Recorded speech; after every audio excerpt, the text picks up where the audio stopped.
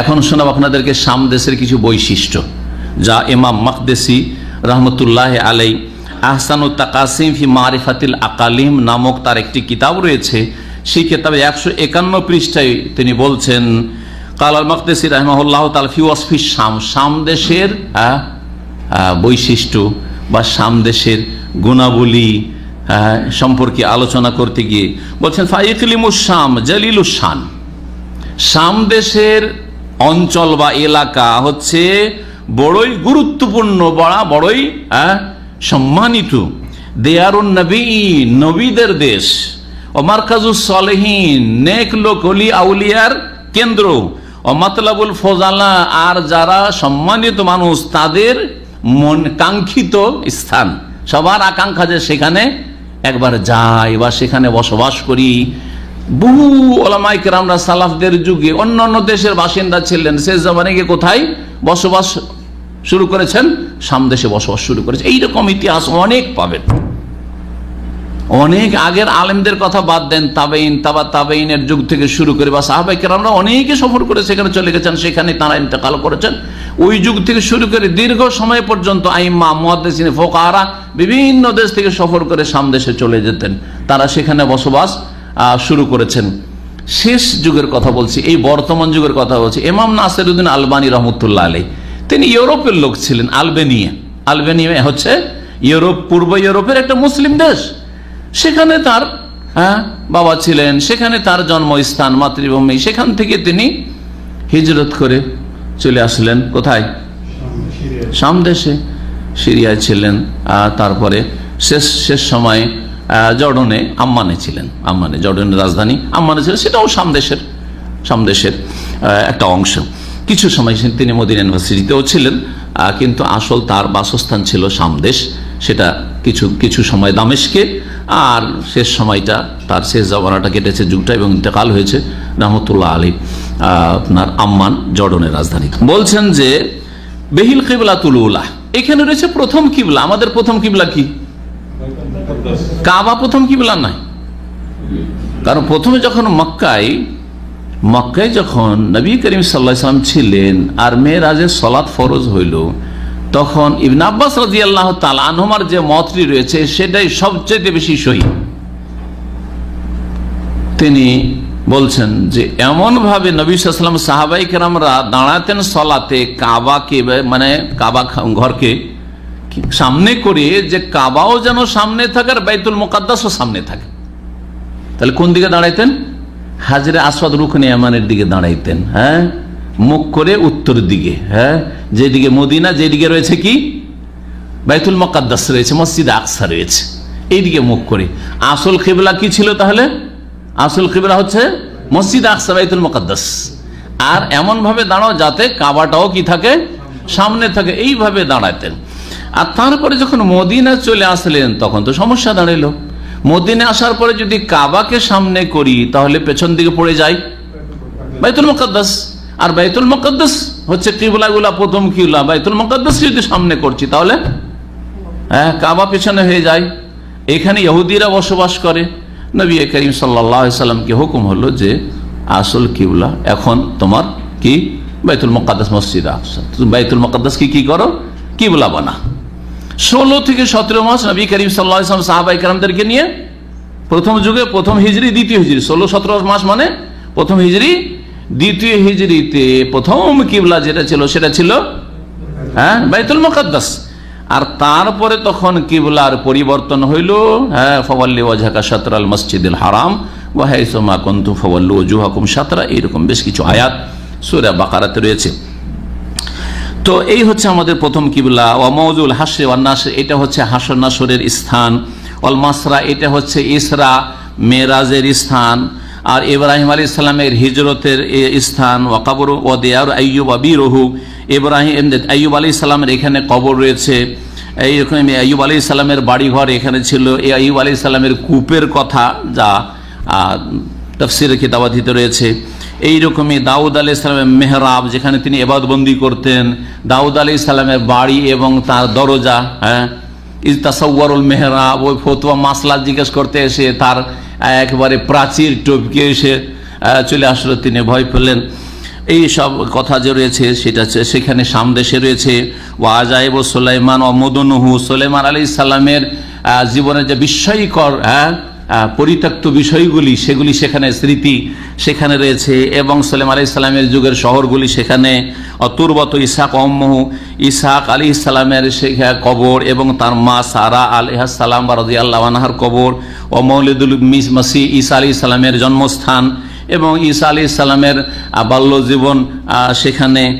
ওয়া কারিয়াত তালুত, তালুত আর জালুতের যে ঘটনা রয়েছে সূরা বাকারাতে, তালুতের এলাকা যার দ্বারা আল্লাহ রাব্বুল আলামিন কাফের জালুতকে পরাজিত করেছিলেন এবং আল্লাহ রাব্বুল মুসলিমদেরকে সম্মানিত করেছিলেন। এবং সেখানে তালুতের যে নহর, যেই নহরে আল্লাহ বললেন যে একটু পানি নিতে পারে কিন্তু বেশি পানি খাবে না, বেশি পানি খেলে কিন্তু তোমরা লড়াই করতে পারবে না, সেই নহর সেখানে রয়েছে। ওমানাজুল ইয়াকুব ওয়াল মসজিদুল আকসা, সেখানে মসজিদ আকসা রয়েছে, ইয়াকুব আলাইহিস সালামের বাড়িঘর। কবরে মুসা আলাইহিস সালামের কবর রয়েছে। নবী করিম সাল্লাল্লাহু আলাইহি সাল্লাম যখন মেরাজে যান তখন বা মেরাজ থেকে ফিরেন, সেই সময়ের হাদিস রয়েছে সেই বুখারীতে যে আমি মুসা আলাইহিস সালামের কবরের পাশ দিয়ে অতিক্রম করলাম, দেখলাম যে মুসা আলাইহিস সালাম সালাত আদায় করছেন। এটা পার্থিব অবস্থা না পারলৌকিক অবস্থা? বারজাখী জীবন। সুতরাং বারজাখী জীবন রাসূলুল্লাহ সাল্লাল্লাহু আলাইহি ওয়াসাল্লাম দেখছেন, আমরা দেখতে পাবো না। সেখানে তার সাথে অন্য কেউ থাকলে কখনো দেখতে পেত না। বোঝা গেছে কিনা? এটা মনে রাখবেন। সুতরাং কবরে নামাজ পড়ছেন, আবার কবরে আমাদের জন্য নামাজ পড়া নিষেধ, কবরে নামাজ পড়া জায়েজ নিষেধ করা হয়েছে। মুসা আলাইহিস সালাম ইউসাল্লি ফি কবরিহি ইনদাল কাসিবিল আহমার, হাদিসে রয়েছে। হ্যাঁ, লাল বালির সেখানে কি ছিল আপনার, যেটাকে বলা হয় স্তূপ, বালির স্তূপ, আর ওর পাশে মুসা আলাইহিস সালামের কবর দেখলাম, সেখানে তিনি সালাত আদায় করেছেন। এই দৃশ্য নবী করিম সাল্লাল্লাহু আলাইহি ওয়াসাল্লামকে দেখানো হয়েছে। নবী সাল্লাল্লাহু আলাইহি ওয়াসাল্লামকে এরকম গায়বী অদৃশ্যের অনেক দৃশ্য দেখানো হয়েছে যা আমরা এই চোখ দিয়ে দেখতে পাবো না। তো এইসব বৈশিষ্ট্য হচ্ছে শাম দেশের। আর কি ছিল বলছেন যে ও মসজিদ ইব্রাহিম ও মাকবারাত ইব্রাহিম আলাইহিস সালামের কবর রয়েছে, ইব্রাহিম আলাইহিস সালামের শয়নগাহ রয়েছে, ইব্রাহিম আলাইহিস সালামের কবর আল খলিল শহর রয়েছে। এই জন্য শহরের নাম হচ্ছে মদিনাতুল খলিল। খলিল ইব্রাহিম খলিলুল্লাহ থেকে, যে প্যালেস্টাইন একটি শহরের নাম হচ্ছে আল খলিল। এর রহস্য হচ্ছে ওয়াদি লোকমান, লোকমান হাকিমের এলাকা, ওয়াদি কেনান, ওয়াদি কেনান, কেনানের কথা যে তা রয়েছে। মাদায়েনুল লুত, লুত আলাইহিস সালামের শহর। ওমাউদিউল জেনান ইত্যাদি বাগান ভরপুর, জৈতুনের বাগান, তিনের বাগান, আরো বিভিন্ন ফলমূল। ওয়াল বাবুল্লাযী যাকারাহুর রাজুলান, আর সেই দরজা রয়েছে সেখানে, বা সেই দরজার ইতিহাস বিজড়িত সেখানকার সাথে, সামদেশের সাথে, যা দুইজন লোক উল্লেখ করেছেন কোরআনে কারীমের। কোন আয়াতে রয়েছে? সূরা মায়েদার আয়াত নম্বর 23। এত সংক্ষেপে তিনি এই গুণাবলীগুলি বর্ণনা করেছেন সামদেশের, যে এই কথাগুলি বিস্তারিত না বুঝলে বুঝতে পারবেন না যে কোন দরজার কথা রয়েছে। এই দরজার কথা শোনেন, বলছেন কালা রাজুলান মিনাল্লাযিনা ইয়াখাফুন আনআমাল্লাহু আলাইহিমা উদখুলু আলাইহিমুল বাব। ঘটনা এই যে মুসা আলাইহিস সালাম যখন বনি ইসরাইলদেরকে নিয়ে সমুদ্র পার করে ফেরাউন ধ্বংস হলো, ফেরাউনের সেনাবাহিনী ধ্বংস হলো, তিহের ময়দানে আসলেন, আল্লাহর হুকুম হলো যে এখন জিহাদ করতে হবে। জালেম কাফেররা প্যালেস্টাইন দখল করে আছে, তাদের বিরুদ্ধে জিহাদ করে তোমাদেরকে ঢুকতে হবে, তাদেরকে পরাজিত করতে হবে, আর তোমাদেরকে কি করতে হবে? বিজয় লাভ করে সেখানে প্রবেশ করতে হবে তোমাদের মাতৃভূমি বা বাপ দাদার দেশে। এরা কাপুরুষ বনি ইসরাইল বলছে না না না না, আমরা পারবো না। এমন বেয়াদবি কথা বললো যে মুসা আলাইহিস সালাম বলছে যে মুসা ইযহাব আনতা ওয়া রাব্বুকা ফাকাতিলা, তুমি আর তোমার আল্লাহ যাও আর তোমরা লড়াই করো, আমরা দেখছি যখন লড়াই করে পরাজিত করে দিবে ওই কাফের, যারা জবরদস্ত বড় শক্তিশালী কাফের রয়েছে, বড় শক্তিধর এরা, এদেরকে যখন পরাজিত করে দিবে আর রাস্তা যখন ক্লিয়ার হয়ে গেছে আমরা দেখছি, তখন আমরা ঢুকবো, আমরা পারবো না ঢুকতে। ইযহাব আনতা, কত বেয়াদব! যদি আপনি কোনো মানুষকে বলেন আর আপনি আর আপনার মোদির যান, খারাপ লাগবে না? লাগবে না? কাউকে বলছেন আপনি আর আপনার মোদির যান, খারাপ লাগবে না? লাগবে না? কত বড় বেয়াদব! এদের রব না আল্লাহ রাব্বুল আলামিন? বনি ইসরাইল, কিন্তু তাদের ভাষাই বেয়াদবি ইহুদিদের। ওই বেয়াদবিটাই ইহুদিদের মধ্যে দিয়ে গেছে আর কিয়ামত পর্যন্ত থাকবে।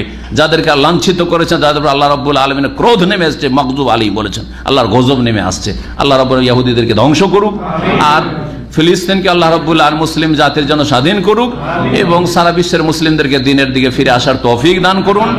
বিশেষ করে শাম দেশের মানুষকে, ফিলিস্তিনের মানুষকে, আর যেসব এলাকা মজলুম মুসলমান রয়েছে তাদেরকে কিছু শিক্ষা নেওয়া উচিত, এবং এখনো আল্লাহর দিনের দিকে ফিরার সময় আছে।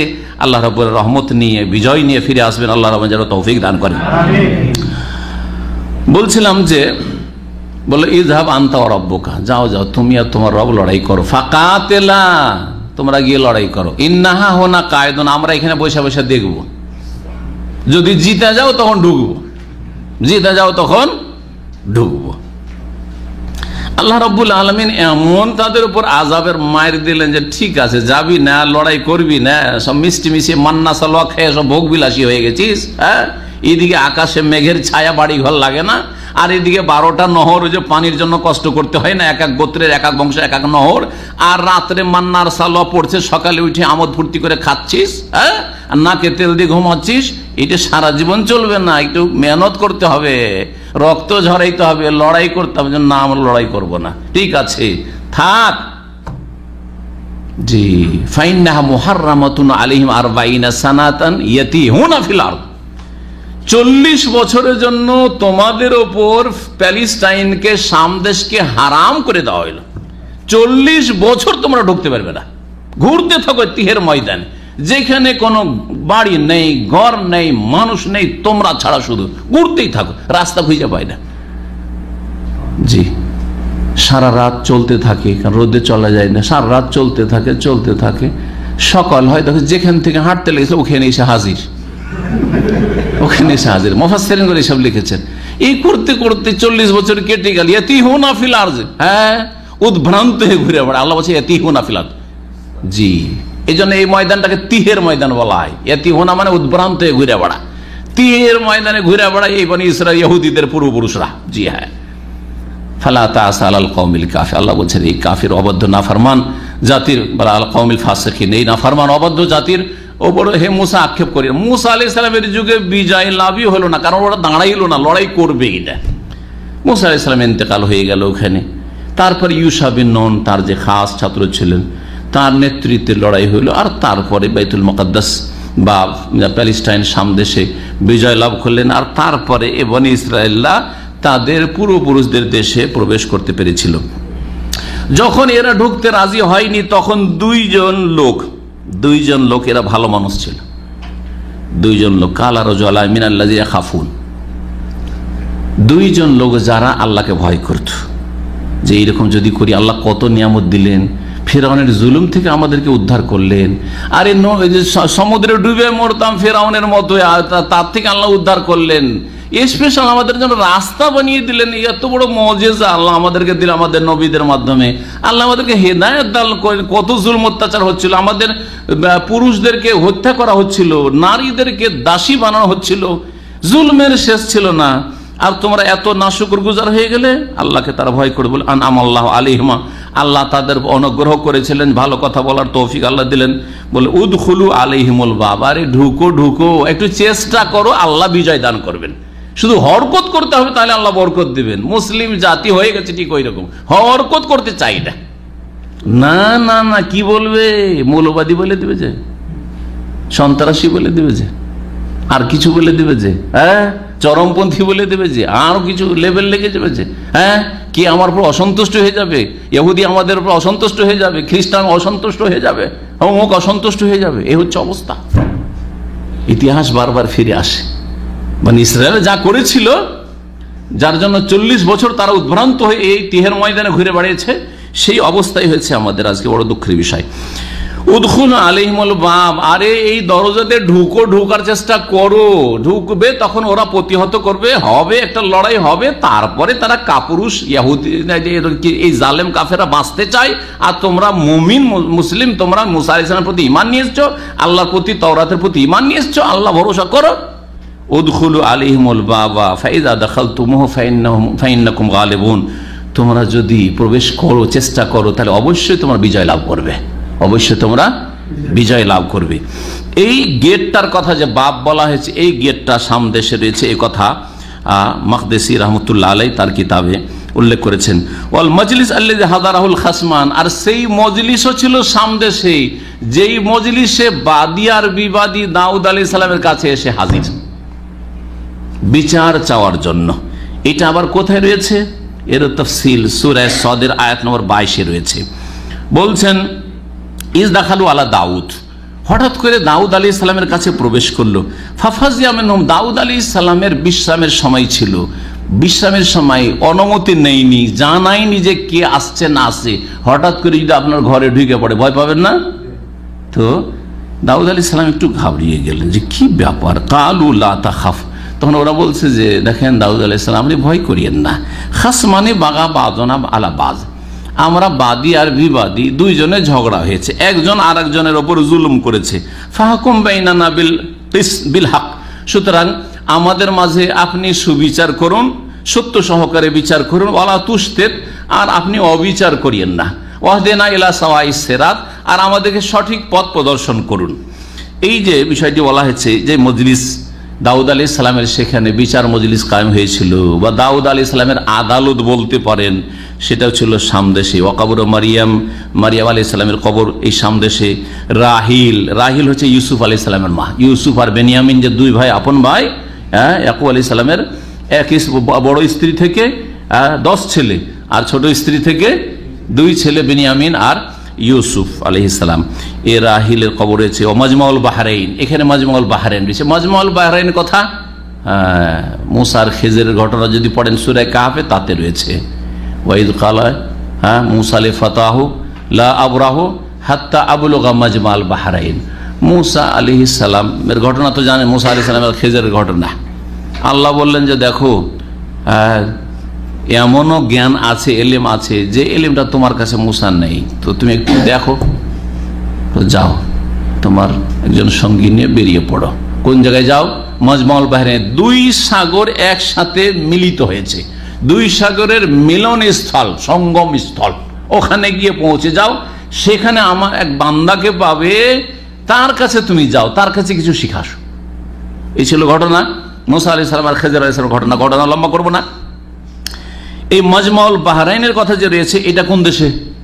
এটা সামদেশ, এটা হচ্ছে সামদেশ। আর তারপরে এছাড়াও বহু ফজিলত রয়েছে, এবং সেখানকার ফলমূল, সেখানকার সুখ শান্তি যা শুনলে মানুষ অবাক হবে।